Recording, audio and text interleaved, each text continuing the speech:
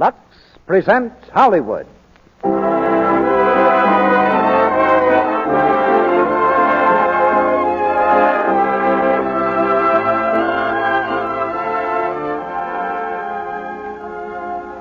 The Lux Radio Theater brings you Ronald Colman in Libel with Otto Kruger and Francis Robinson. Ladies and gentlemen, your producer, Mr. Cecil B. DeMille.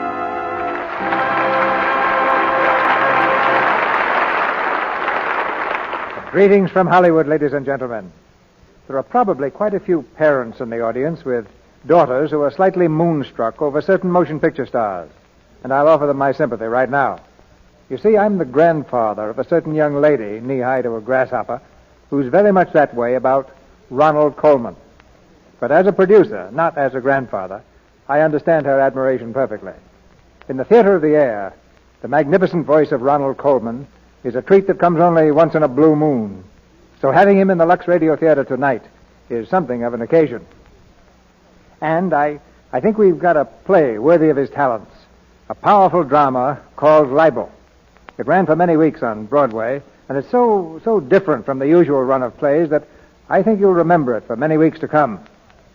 Libel is the drama of a trial for libel, and of a man in the pitiless glare of the courtroom who hears his life torn apart shred by shred. That man calls himself Sir Mark Loddon. But when he goes to the witness stand to try to prove that he has a right to that name, he sees the shadow of doubt cross even the face of his wife. The presence of Ronald Colman in tonight's exciting drama would quicken the pulse of any producer, and I believe of any audience. It's what all producers pray for, and what most audiences love to pay for. But of course, our setup is different. For this is your theater, just as Lux Flakes is your product, both made expressly to please you. We prize very highly your loyalty to this theater and to our product. And anything that we tell you about Lux Flakes will be more than borne out in actual performance. Make a test if you like, and check your experience against what we say about our product. We're not afraid of the answer, because your letters have already told us what the results will be. There's a stir in the wings now, and our players are at the microphone as the curtain rises on the first act of Libel, starring Ronald Colman as Sir Mark Loddon, with Otto Kruger as Foxley, and Francis Robinson as Lady Enid Loddon.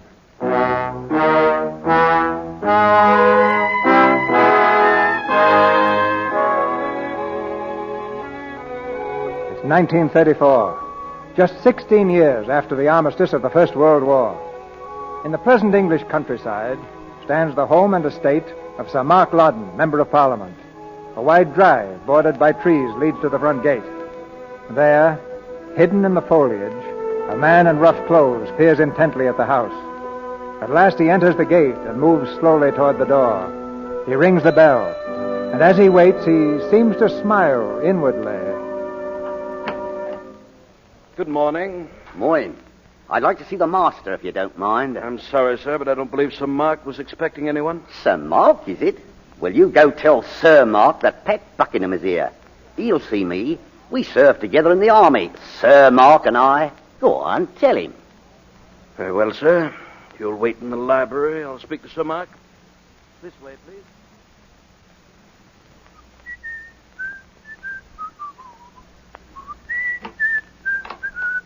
Good morning. Well, hello. Did you wish to see me about something? No, sir. Don't tell me you don't remember me. I'd hardly believe that, sir. I'm very sorry. Your face is familiar, but... Just think a little, sir. The German prison camp at Obheim, 1918. Obheim? Of course. You were one of the men I escaped with. That's right.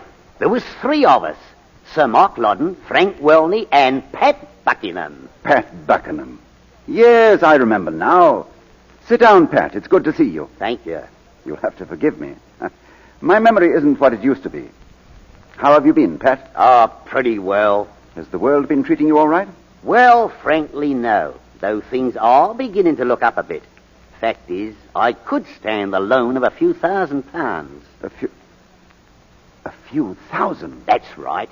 I was in the neighborhood, so I thought I'd just drop by and see if you could help me out. You seem to be fairly well off. Well, yes, I am, but... So it won't be much of a loss to you, eh, Frank? Frank. Yes, Frank. Frank Wilney. Oh, I'm afraid I don't understand this. Why do you call me Frank Wilney? Because it used to be your name. What do you want to be called now? Lord Algie? Do you pretend you don't remember my name was Mark? No. None of your blarney, Frank. I don't want to be nasty after all this time. You looked enough like poor old Mark to be his twin. I always said that. I remember joking about it the night we escaped. I said if Sir Mark got killed, Frank Welney could always go back to England in his place. And as it turned out, Sir Mark was killed. And here you are, eh, Frank? Are you mad? I am Sir Mark Loddon. Are you now? And I say you're Frank Welney.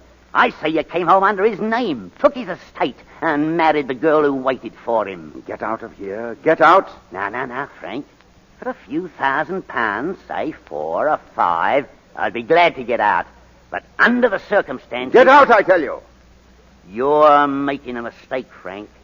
You see, there's a newspaper in London that might be very glad to know what really happened to Sir Mark. Did you hear what I said? They'd pay me big for the story, even if you won't, for keeping quiet about it. Get out of this house. All right, but it don't end here.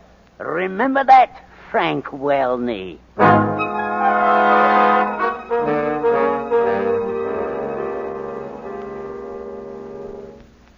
A political imposture. The legislator recently returned to the House of Commons as Sir Mark Loddon, Baronet, is not a baronet, not even a lot. Mark, what is this? Now, read it, Enid. It's all there in the paper. It explains itself. But it says you're not Mark Loddon. No, go on. Read it. The man who is now posing as Sir Mark secured his position in Parliament by practicing on the voters the same deliberate fraud that he practiced on his wife. Mark, this is mad. It must be a joke. Yes, that's what I thought at first.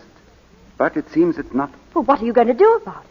I intend to sue the Gazette for malicious libel. Sue them? Well, what else can I do? I put the matter in the hands of Sir Wilfrid. He's going to represent me. You're going to court? You're going to let them drag your name through a filthy mess of lies that... Mark, you can't. Enid, listen. If I could ignore this story, believe me, I would. The last thing I want to do is to risk my career, to risk my life, our life together, on anything so stupid. But they won't let me ignore it, Enid. You speak of a risk. What risk can there be? There are hundreds of people right here in our own village who can swear that you are Mark Loddon. That's true, but... Well, then? Well, Sir Wilfrid has advised me to go through with the case, to clear my name. The Gazette is going to contend that I look like Sir Mark Loddon, that I came home after the war and took his name and his place here, but that I am really someone else. Mark, this is horrible. How can they say such a thing? Oh, they were probably glad to get the story. They've been against me politically ever since I took office. But they must realize what it will mean to them if you bring suit. You can ruin them. If we win, of course. If you win. What doubt is there? They've printed a malicious, horrible lie. As plaintiff, we'll have to prove it a lie. I think we can. Think? Mark, I don't understand you. Enid, it's not as easy as it sounds. Not easy to prove that you are yourself. They're going to say that I'm not myself. That I look enough like Mark Loddon to fool anyone. To fool even you. To fool me? Enid, look at me. Look at me, darling. It's going to be very difficult these next few weeks. It'll need all your strength and all your courage. Mark, you frighten me. You are Mark Loddon, I know that. You're my husband, the father of my child, you are. Yes, Enid, of course I am. Then why are you so worried? Oh, you were a boy in this village. You lived in this house. You were born in the east room upstairs. There are things about this house, about the people who lived here, that only Mark Loddon would know. You can tell them. They'll have to believe you then. Oh, Enid. They'll have to, Mark. Darling, there's something I must tell you. You'll know sooner or later. You'll know in court. I want to tell you now. What is it? Do you remember when I came home after the armistice? I had changed, hadn't I? You'd been shell-shocked. Yes, but no one knew how much I had changed. Only myself. Enid, I had to piece my life together again. In that prison camp at Hobheim, I knew my name only from my identification disc. I knew you only by the letters you wrote that were forwarded to me there. You say I can prove who I am by telling them things that happened here when I was a boy. I can't, Enid. I have no recollection of anything. I remember nothing that happened to me. Nothing. Before I was a prisoner in that camp. Enid, why do you look at me like that? Enid. You are Mark Loudon. You are the boy I knew. You must be. You must be. Enid.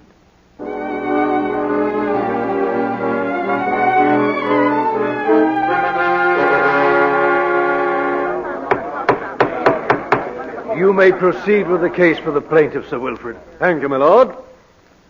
Members of the jury, I'm not going to insult you by any further explanation of the libelous charges recently appearing in the Daily Gazette. You've seen for yourselves that the Daily Gazette has informed 1 million or so readers that my client, Sir Mark Loudon, is an infamous impostor in every possible role of life, public and domestic. The first witness for the plaintiff will be the plaintiff himself, Sir Mark Loudon. You swear by Almighty God? I swear by Almighty God. The evidence you shall give? The evidence I shall give. Shall be the truth? Shall be the truth. The whole truth and nothing but the truth? The whole truth and nothing but the truth. You're Sir Mark Loudon, 3rd Baronet of Ingworth Hall in the county of Norfolk.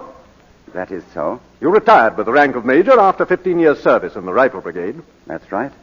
I believe you became engaged in 1914 to Enid, the only daughter of General Edgar Winterton, C.B.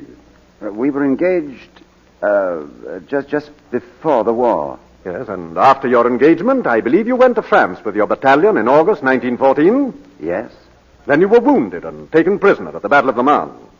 I was. What wounds did you sustain in that battle, Sir Mark?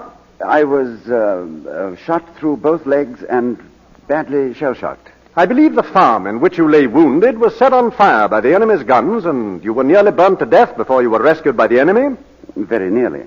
Now, what effect did that terrible experience have on you? Those few hours that afternoon turned my hair gray as you see it now. What was it that morning? Oh, I hadn't a gray hair. I was only 22. What happened after you were taken prisoner? I was in a German hospital for 3 months, and then sent to an officers' prison camp at Hobheim. When were you released? I was never released. I escaped. In October 1918. I reached the Belgian frontier 3 days before the armistice. Yes, and then? Then, I made my way fairly easily to the English lines and was invalided home. What did you do then? I retired from the army and had a long rest cure. After 6 months or so, I was as well as I suppose I ever shall be, and married my wife. I think your son, Gerald, was born the following year. That is so. You have recently entered public life, and last autumn you were elected Member of Parliament for the Rainham Division of Norfolk. Yes. Sir Mark, what is the present state of your health? Oh, subject to a bit of a limp. I can indulge in any reasonable physical effort. What about mental effort? I suppose I mustn't say too much about that. Apart from memory, I don't complain. What of your memory? I have practically no recollection at all of events or persons before my imprisonment.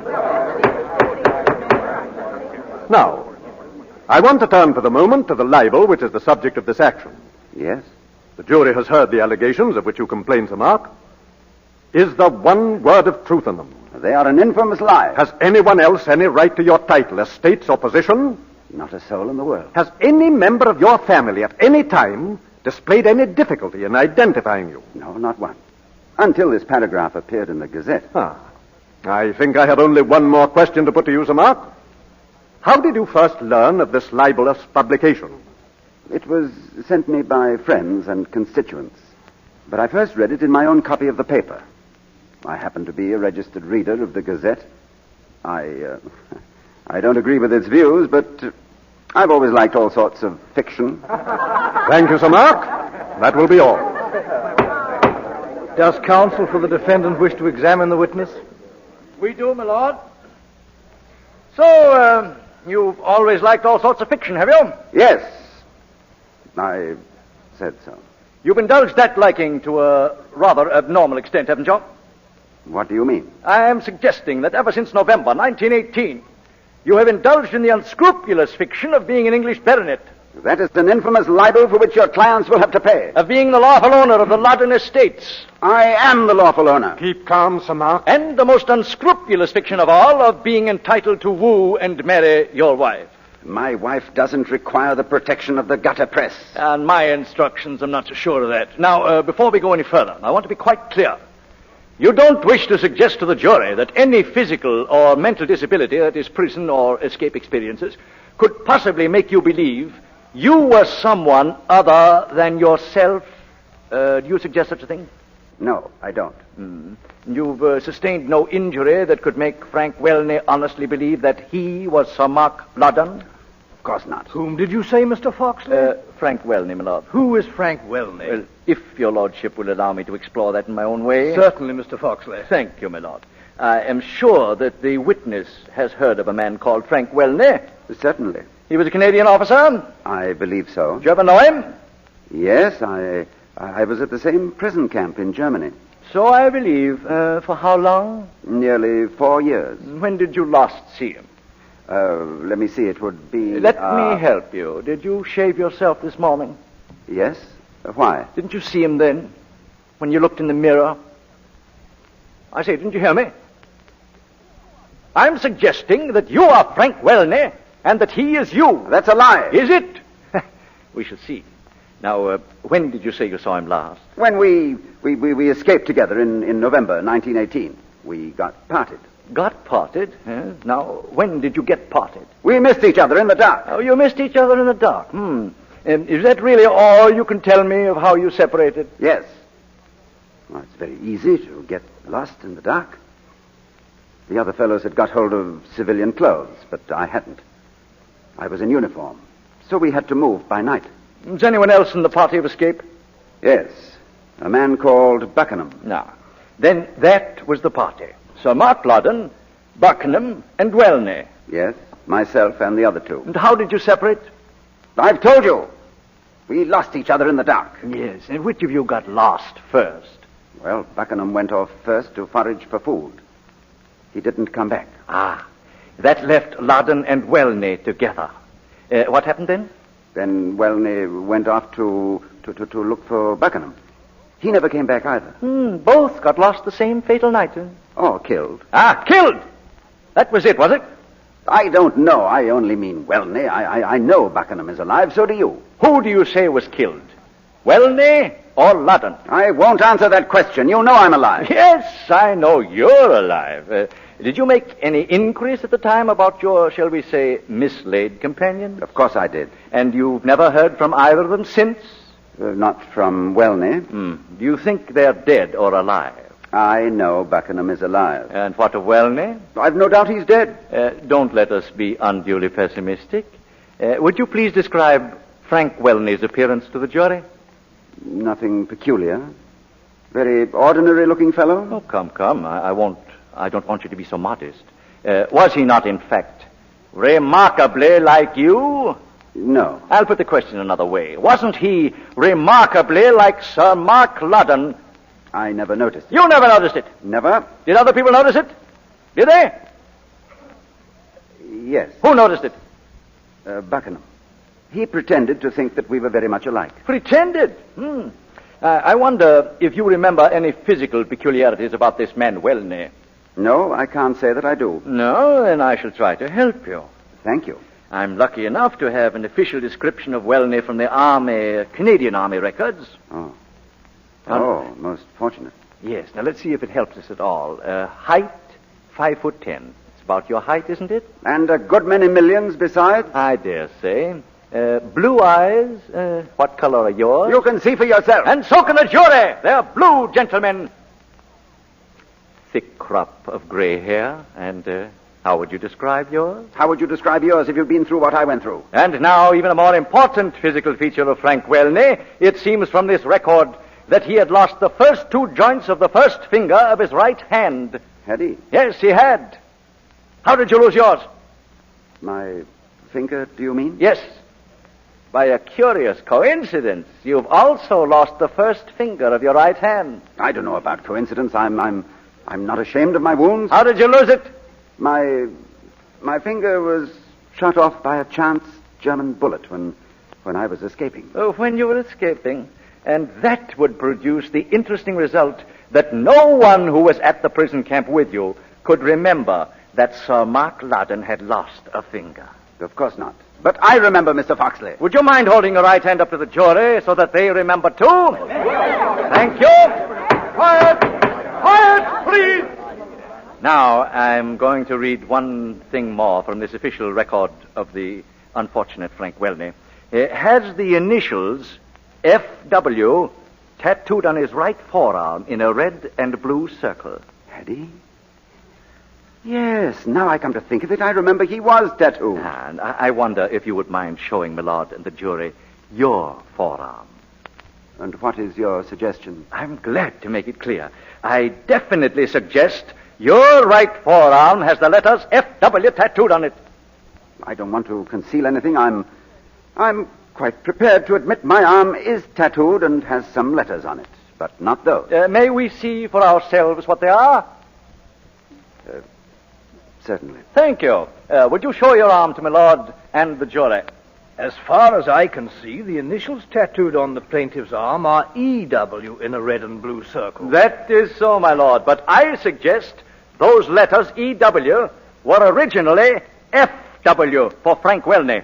It would only require the addition of a single stroke, would it not? Very true. Yes, perhaps the witness can explain those letters. What about the E? If you must have it, E is my wife's initial. Her name is Enid. Indeed, yes. But if the letter was originally F, that explanation would not do. No.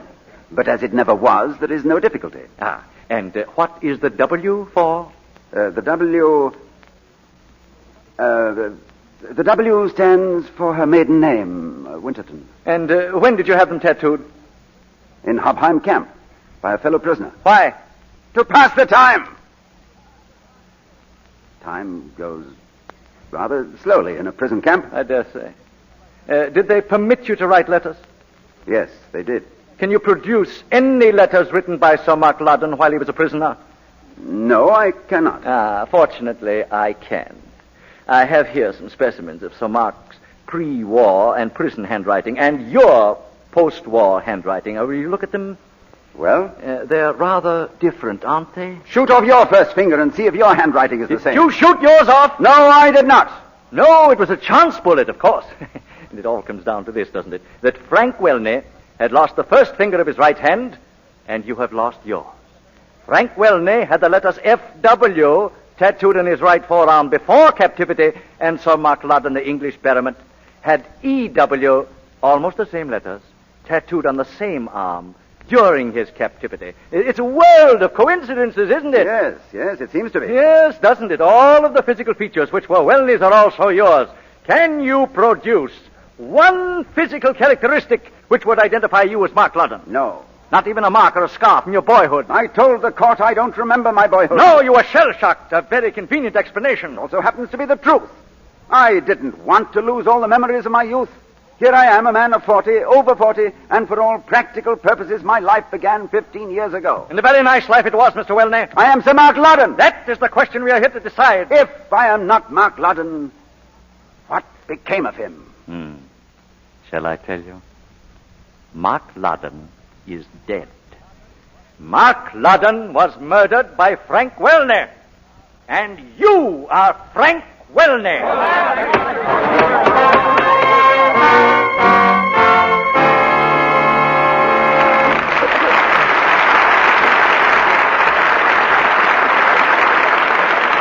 So the curtain falls on Act One of Libel, starring Ronald Colman, with Otto Kruger and Francis Robinson. In a moment, Mr. DeMille brings you Act Two. Meantime, let's take an imaginary trip from coast to coast. Listen. San Francisco. Chicago. Philadelphia. New Orleans. Now, that's a glimpse of the kind of thing that happened when an impartial survey was made in cities all over the country. Doorbells were rung, and thousands of women were asked questions like this. Would you tell me, please, what soap you use for stockings? Why, Lux Flakes, of course. Then the same question was asked about other nice things. And in thousands of homes, east, west, north, and south, the answer was Lux. Finally, when all the interviews were read and tabulated, it was found that... All over the United States, it's new Quick Lux Flakes 2 to 1. Right. Twice as many women use new Quick Lux Flakes for stockings, underthings, and other nice things as use any other flakes, chips, or beads. Now, that's a vote of confidence, isn't it? No wonder women are crazy about new Quick Lux, Mr. Ruick. Yes, it's so fast. Why, in water as cool as your hand, it's 3 times as fast as any of 10 other leading soaps tested. That's a big help when you're busy, Mr. Ruick. It saves time. And new Quick Lux Flakes are so gentle, safe for anything safe in water. And that saves stockings and other nice things. And new Quick Lux is thrifty to use, too, because a little goes so far.